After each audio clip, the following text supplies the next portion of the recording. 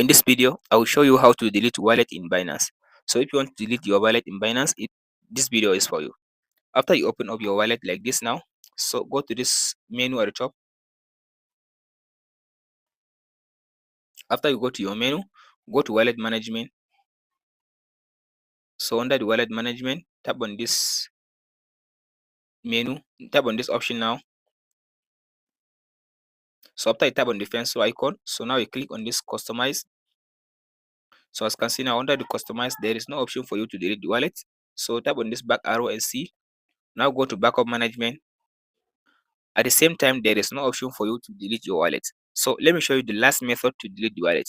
So just go back again. So if you just go back to the end, now you tap on this exchange button. So now go back to your main Binance wallet. So after you switch back to your main wallet, Binance wallet, tap on this menu at the top.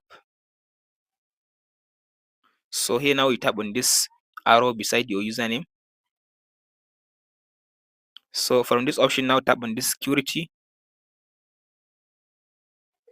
So under the security, now scroll to down. If you scroll to down, tap on this account, manage account.